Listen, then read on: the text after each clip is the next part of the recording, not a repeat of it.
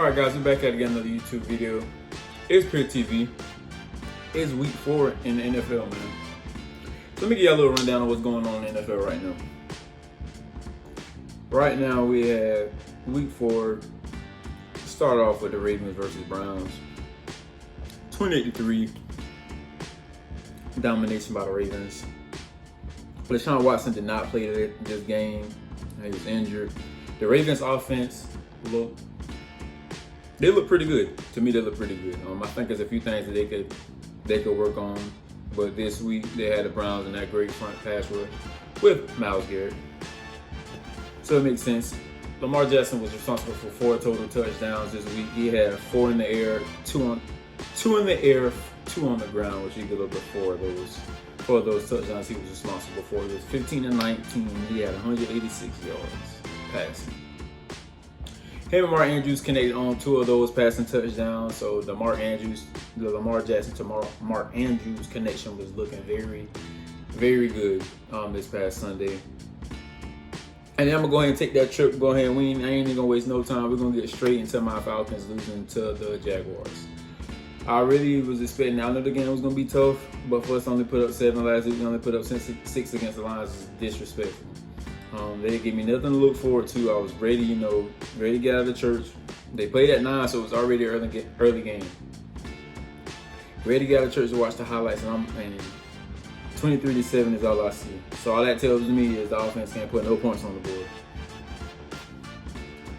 I can't accept that. I'm not going to accept that. We might have to go ahead and let them Falcons fans out there and the Falcons organization. I need y'all to hear us, the Falcons. I speak as a whole. I speak as everyone, in the body. We understand that y'all trust Desmond. I have faith in them too. We need impact players. We need dynamic players. We need the oohs, the ahs. We're not getting that Sunday. I'm holding my breath every play. Because Desmond Ridder's starting to just throw it up there and just get interceptions. I mean, come on, bro. You took care of the ball so good. And now all of a sudden it's just interception here, interception there. Stop trying to force it, bro. Just chill. I mean, the defensive pass rush was getting there. It was getting the T-Law. I did watch the highlights, so of course, I'm only speaking from what I've seen. Bijan, they're feeding Bijan. I mean, 14 carries, 105 yards. His usage rate right now for the Falcons is high. And it's expected, though, because he was an 8th round pick. So it makes sense. I meant to say he was the 8th pick so it's like, in the first round. Don't slide on me, guys. We do this. I made a mistake. Let's not overuse him. Let's chill just a second. Because you never know how our division is with the Saints, the Panthers, and the Bucks. You never know how to go, so we may need him in the playoffs, so let's not overuse him. Let's use Tyler Algier. Let's use CP. He just got back. But this takes nothing away from the Jaguars. They still got a job done. T-Law, he was 23 of 30. He had 207 passing yards. He had 1 touchdown. And I mean, like I said, Desmond Ridder, you threw 2 interceptions, bro. There's no excuse. Let's watch film, bro. Let's not start forcing it. And I'm gonna jump straight into the Rams versus Colts. Anthony Richardson, he's there. They drafted the young quarterback from Florida. Right, it was a lot of talk in the NFL. He's not ready. There's that third about the pick. Should he start? Should he not start? And look what he's doing. Even though they might have lost the game, if you watch that game, I watched the highlights. He's putting in the effort. He's putting in the work. They have plays for him designed up for him to make things happen, and that's what you need. That's what you need. An organization. As a young quarterback, you need a young organization behind you, pushing you forward and put you in positions to where you can succeed. Even though they fell short, they were still in the game. They were still there. One incompletion to that tight end, drop pass. I may be telling a different story right now. But unfortunately, he didn't catch it. The Rams got the ball. Matt Stafford do what Matt Stafford do. And the cool, that number 17 from the Rams is tough. He's so tough. He's tough, bro. I mean, bro had what? He had 9 receptions for 163 yards and a touchdown, bro. 163. If I'm not mistaken, I was watching ESPN. I think he might be second behind Justin Jefferson in receiving yards. He's number 1 in receptions, but receiving yards, he's number 2. So, I mean, it's tough. That's tough, man. And I'm going to call out a couple of stats. Like I said, Anthony Richardson, he was 11 for 25, 200 yards, 2 touchdowns, and one of them was, and he had a rushing touchdown. Matt Stafford, 27 to 40, 319 yards, 1 touchdown, 1 interception. And I'm not gonna forget Williams. I'm not gonna forget the RB. He had 25 carries, 105 yards, 2 touchdowns. Like I said, Nakul, he came out of nowhere, man, and boom, boom, boom, boom, he's on the field, man. I mean, he had 100 something. He had 100 something yards last week, bro. So if y'all don't got him on y'all fantasy team, those fantasy, hey, even though I don't know if it might be too late. I don't know how fantasy stuff works. I don't even know. But on to the next game, we had the Vikings and the Panthers. Bryce Young, they need to find him some help from those wide receivers from that skill position. And they said that the Panthers was looking forward to, trading for a top tier 1 wide receiver, and they need it. I feel like Bryce Young, he is a good quarterback. It's hard to showcase that when there's not a lot of weapons. So they're trying to do that for him. So it's clear to see that they do believe in Bryce Young. And the Vikings got, they were able to get the job done. I'm not gonna speak too much on that game. It's 21-13, man.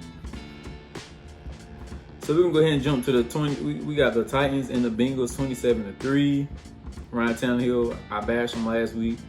He was 18 to 25, 240 in the touchdown, doing what he needs to do. Of course, King Henry gonna do what he do. 22 carries, 122 yards, 1 touchdown. The Bengals not looking good this year. I had them playing a little bit better than what they have been playing. I had them, at least, right now, I had them winning that game. That's all I'm gonna say. I had them winning that game. Joe Burrow does not look good. I think that calf injury is getting to him. Don't care what nobody say. That may be tough, planting that foot down and throwing it with some oomph. So I feel like that's tough. That old line is not there. They paid for Orlando Brown. I'm not saying that protection is supposed to be top flight security around the quarterback so nothing could get in. And they're still getting my boy Joe Shiesty, and I cannot believe him, man. I really can't. And Jamar Chase is clearly getting frustrated. I think a reporter asked him, something about him getting open or something. He said he's always bleak and open. That's frustration. It's frustration, man. You see it. And then they taking a couple steps back, and I didn't see that. I didn't see that coming. So I'm going to go ahead and jump straight to the next game. We had the Bucks and the Saints. Bucks taking care of the Saints, and I'm glad, as a Falcon fan, I'm glad that the Saints dropped that game. The Bucks are looking good. I'm not gonna lie. I'm on alert. Baker Mayfield, 25-32. He had 246 yards, 3 touchdowns, and 1 interception. That's a good stat line for Baker, man. I feel like he's going under the radar, and he's performing well after Tom Brady left the Bucks. He's performing for them. They might take NFC South. You never know. I'm not gonna doubt my Falcons, but the offense is tough, man. You had Chris Godwin coming up with 8 receptions, 114 yards. And the Saints are done. I don't know what the Saints got going on. I'm gonna be brief with them. The Aints. So then we had the 49ers and the Cardinals. The 49ers won that game 35-16. Of course, C-Mac responsible for 3 total touchdowns. And if they don't have him at least in the MVP, discussion, at least top 3, top 4. I don't know what is there really. What's the criteria of winning MVP? It can't just be whatever quarterback throws the most yards, even though that's the most important position on the field. Some of these skill guys make things happen. They take away that pressure on that quarterback. You just feed it, you get it to them. Sometimes all they do is just throw the ball to them and let the playmaker make plays. So you can't just strictly just quarterback. Because I see a lot of these NFL shows. It's like, okay, we got Josh Allen, Pat Mahomes, Lamar Jackson. And it's guys out there, Tyreek Hill, CMC. To be honest, I don't see how they ain't got no core in there. I mean, he had another monster game, another almost 150 plus game. He had 160 something this game. Sometimes it's like, okay, let's see something fresh. Let's get some other positions to win the MVP. because it's getting based off of the quarterback, and that's why they protected him so much. And now it's just the MVP is the quarterback; he's the face of the league. Well, really, it should be maybe an Aaron Donald or a Tyreek Hill or Devontae Adams or Justin Jefferson. They should be the face. They should be in the MVP category as well. So then we go to the Dolphins and Bills, and the Bills defense showed up. They held the Dolphins to just 20 points after they just came off a 70 point performance against the Broncos. The Bills almost hung 50 on them. And it's crazy work. Josh Allen was 21 to 25, man. He only incompleted 4 passes. He got 320 yards, 4 touchdowns. After that first game against the Jets, I felt like he was just a little anxious. After that, they played, I can't think of who they played, but then they got the ball. They had the ball rolling. I think it was the Raiders, then the Commanders, then they had the Dolphins. And now it's starting to look like they're getting the ball rolling on offense. The defense is clicking, like I said. The Dolphins didn't do as what they really needed to do. I seen some runs that the Dolphins were getting off, and I like that. I don't know what the name was, but the running back for the Dolphins, not Mostert, but it was somebody else. He was definitely doing his justice. They held Tyreek Hill to just 3 receptions, 58 yards. And you're not expecting Tyreek to be held down like that. And even if he's getting held, you at least expect Jalen Waddle to come through, just to get the offense going. But maybe that's a kryptonite, just trying to outscore the Dolphins, man. The Bills that's a real defense. That's a real defense. They got playmakers on both sides of the ball. The 2 safeties for the Bills, the outside linebacker, the pass rush, the corners. The Dolphins got some playmakers on their defense.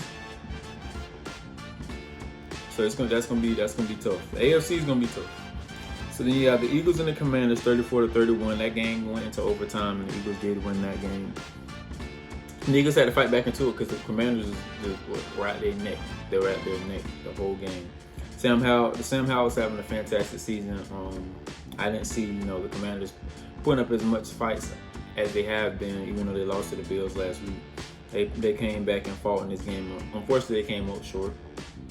Sam Howell was 29-41, 290, and a tud. Jalen Hurts to AJ Brown. They were abusing that corner that was holding AJ Brown over. AJ Brown had 9 receptions, 175 yards, and 2 touchdowns. That's a monstrous game, and now you can see why he was complaining to Jalen. Like, okay, give me the touches. He get the touches. He working. They're working. The offense is going. I love to see it. The Eagles are going to be tough once they get the offense. It has that consistency to it. And like I said, I got Eagles and Ravens, man. It's tough. You had the Texans playing the Steelers. The Texans. That's another good week from the Texans, man. They won 30-6, man, against the Steelers, man. Against that well-known organization, man. The Steelers. You would think the Steelers would have won this game, man. 3 weeks ago, you thought the Steelers would have won this game easy. You probably had this easy dub on the schedule. Unfortunately, C.J. Stroud had other intentions. I mean, that guy's special, man. C.J. Stroud is special. He stay composed. It's like he's reading the field. He's putting it where it needs to be at. Great ball placement. Rarely make mistakes. He was worth that pick. He might have should have been number 1, but I'm not gonna say that yet because Bryce Young don't got that kind of help at the skill position. Bryce Young was 16-30. He had 306 yards, 2 tuds. Pierce, the running back, 24 carries, 81 yards. Collins, 7 receptions, 168 yards, 2 tuds. CJ is playing with poise, man. CJ Stroud is playing with poise, and I love to see it. The Steelers, on the other hand, they have to find some way for the offense to get rolling, man. The offense is stagnant. There's nothing special about the offense. They're not doing nothing that's going to have you up out your seat yelling, They got to get it together, man. Najee Harris, 14 carries, 71 yards. Pickett was 15-23, 114 yards, 1 interception. No pocket for Pickett, man. No pocket for Pickett. It's hard to get the offense going. The offensive line is not really doing what they need to do. Not everybody offensive line is going to be good, but it's like you have to have something. That's just like with the Panthers. You have to have something. So right now, I mean, I'm loving the way this NFL season is coming up, and no dub is guaranteed. Every team is playing hard, and I love it. Every Sunday, you can't expect something to go, you know, how you think it's gonna go, because it's not. It's tough. I mean, as I digress, let me go ahead and get to it. We had the Pats playing Dallas. Dallas blew them out, 38-3. They did what they were supposed to do. They dominated. All you Dallas fans, how about them Cowboys, man? How about them? Dak Prescott was 28-34, 261, and a TD. He played. He came up to play. The Dallas held the Pats. I mean, I don't know what's going on with the Patriots. Normally they at least put up a better fight than that, but just 3 points is crazy. I don't know if Mac Jones is the answer.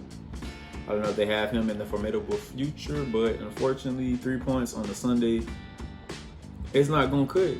It's not gonna cut. So I don't know, man. But like I said, I'm loving this football season. I'm gonna be honest. I like what I see. Nothing is guaranteed. They got to slow down with the rig games, though. I'm going to say that. I don't like the rig games, man. The Chiefs and the Jets game, it was a holding call. I feel like I don't know if it was a left or I think it might have been the left tackle was doing on that play where they threw that flag for pass interference on what's brother name? On Sauce. It's crazy. It's like they don't see that, and it's on national television. And I don't know if anybody is going to be watching to see, but I think one of the commentators was asking about one of the calls, like how does it work? And it's like, okay, it's like when did that become a thing? When do y'all implement that? It's like these rules are changing. Nobody, you know, it's crazy, man. So I like the way the NFL season go. Like I said, I still got the Ravens and the Eagles making it to the Super Bowl. Y'all let me know in the comments who you guys have winning or who you guys have meeting up in the Super Bowl. And let me know what you guys want me to talk about, man. I'm up here, you know. Any day I could post a video, any day I could drop a video, whatever you guys, you know, whatever kind of content you guys like, or whatever topics you have, or you want me to discuss, any hot takes. Just let me know, and I can see if I can get to it. So I hope you guys like this video. If you do, leave a like, share, comment, and subscribe. And I'll look to see you next time on my next upcoming YouTube video. All right, guys, don't forget to like, comment, and subscribe, and share this video. Thanks.